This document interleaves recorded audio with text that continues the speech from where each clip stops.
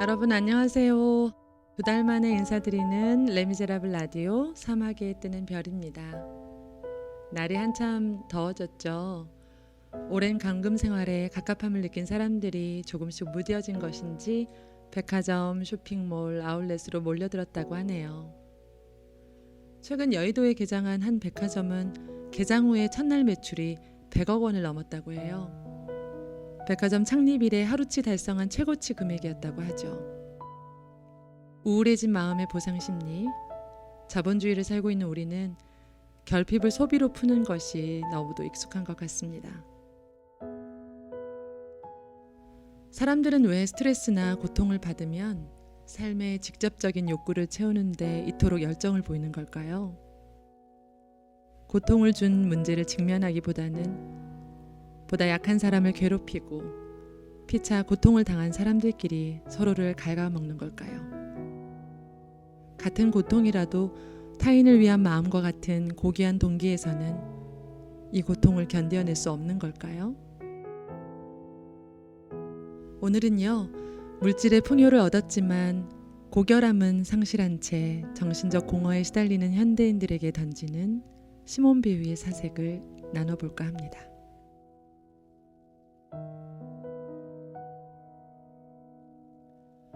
중력과 은총에서 프랑스 철학자 시몬 베유는 빛과 중력, 두 힘이 우주를, 세상을 지배하고 있다고 말했습니다. 중력은 물질의 법칙으로 인간을 현실의 저급한 문제로 바꾸어매는 힘에 대한 그녀의 은유입니다. 빛은 정신의 실체로 인간을 더 높은 존재로 끌어올리는 힘을 상징하고요. 우리는 대부분 중력의 법칙에 따라 움직입니다.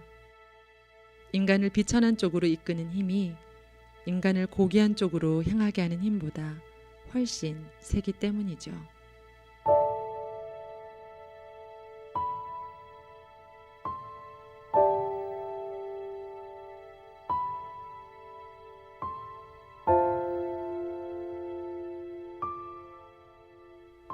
배우는 똑같은 행동이라도 저급한 동기보다 고귀한 동기에서 견디는 것이 훨씬 어렵다고 했어요. 현대 자본주의는 더욱 이러한 인간의 나약함을 원료 삼아서 작동하고 있죠.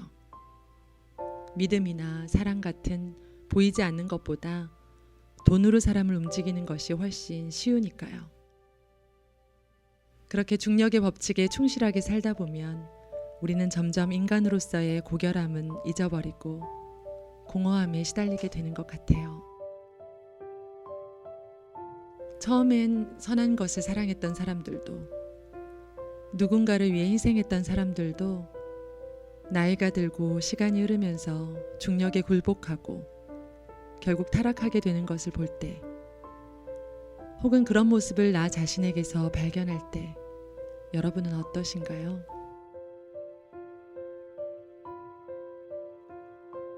시몬 베유는 그래서 저급한 동기에 부여된 에너지를 고귀한 동기로 옮기려면 은총의 지렛대가 필요하다고 말했습니다.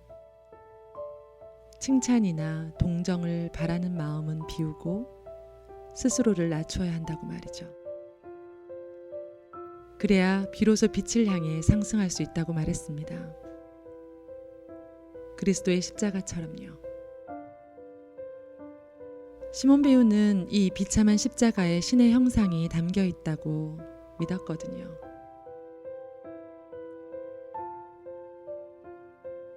어떤 책은 저자의 삶이 책 그 자체보다 더 시선을 끌 때가 있는데 바로 시몬 베유가 저에게는 그랬습니다. 34세 나이로 생을 마감한 시몬 베유. 나이가 사유의 깊이를 담보하는 것은 아니지만 31에 써내려간 그녀의 글들은 놀랍기만 합니다. 사람들이 시몬 베유의 사상을 비판하기 어려운 이유는 그 사람이 정말 그렇게 살았다는 것이 우리의 말문을 막기 때문일 겁니다. 시몬 베유는 프랑스의 철학자이자 열렬한 사회운동가였습니다. 또한 영성가이기도 했고요. 그녀가 살았던 1909년부터 1943년의 유럽은 2차 세계대전을 거치며 인간의 잔혹함을 여실히 보여준 절망의 시대였어요. 그녀는 고등학생들에게 철학을 가르치는 교사였지만 공장에 들어가 노동자 생활을 했고 나치의 프랑스 압력에 맞서서 레지스탕스를 지원하기도 했죠. 하지만 그녀는 허약한 체질과 극심한 두통으로 몸을 부려 하는 일에는 언제나 서툴렀습니다. 그렇지만 공부만큼이나 고통스러운 노동 현장에서 떠난 적이 없었습니다. 그녀는 명문 가문 출신에다 놀라운 지성을 가졌지만 노동을 신성시했고 입으로만 떠드는 문자 철학에 대해 폄훼했죠. 이렇게 불꽃 같은 삶의 틈새에서도 여러 방면에 걸친 사색과 저술에 골몰하다가 건강이 악화된 그녀는 다른 사람과 같은 수준의 영양 섭취를 고집하다 34세 나이로 세상을 떠납니다. 특권을 원하지 않았던 헐벗고 고통받는 민중과 아픔을 함께하고자 했던 그녀의 고집 때문이었죠. 비록 일찍 생을 마감하게 되지만 그녀의 글은 전쟁 후 유럽 사회에 큰 위로와 삶에 대한 성찰을 안겨주었습니다. 그런데 이 시몬 배우는요, 평소에 극심한 두통에 시달렸다고 해요. 발작이 일어날 때면 다른 사람 이마에도 같은 곳을 때려서 아프게 하고 싶은 강렬한 욕망에 시달린다고 했죠. 내가 고통받을 때 타인도 나와 똑같이 고통받기를 바라는 욕망. 자기 안의 고통을 밖으로 표출해서 다른 사람에게 전이하는 것. 배우는 이것을 악이라고 말합니다. 얼마나 뜨끔하고 예리한 지적인지요. 사실 저도 종종 그런 충동을 느끼거든요. 내가 고통받을 때 다른 사람에게 화풀이를 하거나 혹은 동정심을 유발해서 내 고통을 은근슬쩍 알리려고 애를 쓰는 것 말이죠. 실제로 그렇게 하면 고통이 줄어들기 때문일 거예요. 하지만 이렇게 번식된 악은 결국 아무도 불쌍히 여겨주지 않는 사람, 어느 누구도 괴롭힐 힘이 없는 사람, 타인이 자기 고통을 표출할 때 스스로를 방어할 수 없는 힘없는 사람들의 비극으로 남습니다.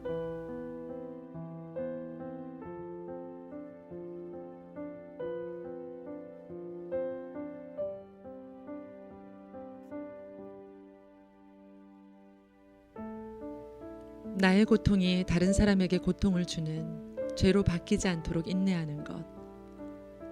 누군가로 인해 고통을 겪고서도 그것을 참고 견디며 그 빈자리에서 시몬 배우는 은총을 기다리라고 말합니다.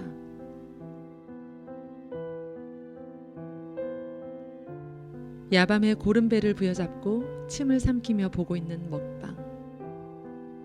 상사에게 쪼임을 당한 후 내 몸에 새기는 넌 멋있어, 넌 강해 라는 자존감 높여주는 타투.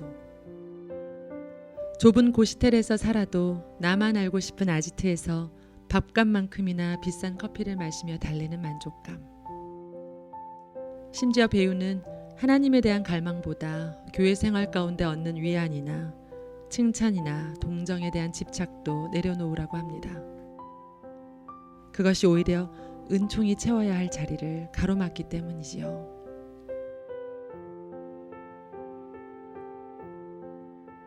그들은 자기들이 받을 상을 이미 받았다 라고 성서에 기록된 것은 그 때문이다. 보상은 필요 없다. 빈 상태를 바랄 것. 그것이 그 어떤 충만함보다도 가득한 상태이다. 그렇게 되면 더 이상 문제될 게 없다. 신이 빈자리를 채워주기 때문이다. 시몬 배우는 인간이 하나님을 찾는 것이 아니라 하나님이 인간을 찾는다고 믿었습니다. 우리가 구원을 얻을 수 있는 방법은 하나님을 바라고 그분을 기다리는 것 뿐이라고 말이죠. 하나님이 나를 찾으시도록 기다리는 일. 이런 기다림은 소극적인 것 같지만 그 어떤 추구보다 강렬한 것이었습니다. 하나님 외의 모든 것을 포기하고 불행 속에서도 그분을 향한 시선을 놓치지 않는 것이니까요.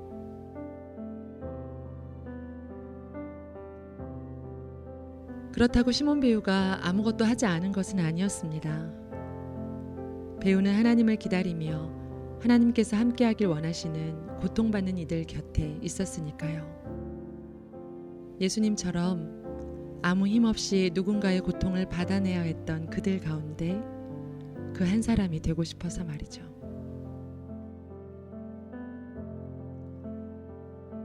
그리스도는 인간의 비참함을 모두 겪었다.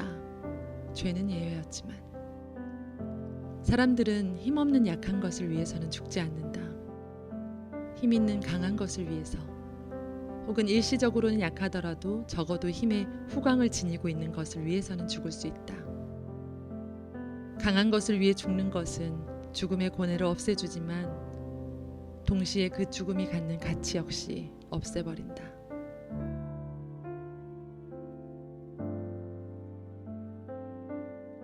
온 우주의 죄의 무게가 세상을 짓누를 때 그 모든 고통을 견디며 자신을 비우고 낮아지셔서 우리를 십자가라고 하는 지렛대로 가장 고귀하고 높은 빛으로 향하게 하신 예수님을 바라봅니다. 하지만 우리는 종종 그 예수님이 겪으신 비참함을 외면할 때가 많은 것 같아요. 교회가 점점 가난하고 비참한 것과는 거리가 먼 사람들로 채워져 갈 때 그리스도는 어디에 계실까요? 하지만 시몬 배우는 이 비참함에 신의 형상이 담겨 있다고 말합니다. 우리 모두는 비참하지만 그것이 지극히 자연스러운 나의 모습임을 인정하고 하나님을 기다림으로 그리스도처럼 더욱 낮은 데에 우리의 마음을 둘 때 우리는 중력이 아닌 은총의 법칙으로 인해 떨어지지만 높은 데로 고귀한 빛 안으로 떨어지게 될 것입니다. 그럼 저는 다음 달 첫날에 다시 인사드릴게요. 오늘도 사랑이 없는 곳으로 여행하고 있는 모든 분들에게 그리스도의 평화를 빕니다.